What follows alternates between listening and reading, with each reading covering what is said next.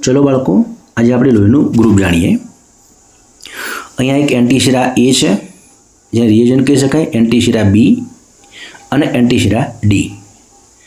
એની સાથે આપણે સ્પિરિટ લીધું છે, કાચની સ્લાઇડ લીધી છે.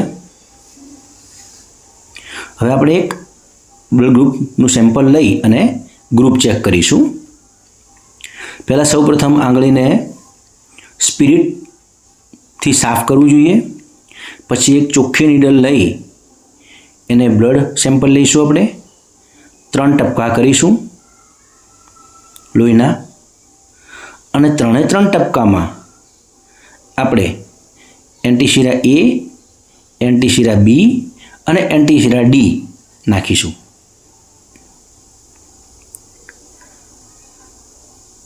પછી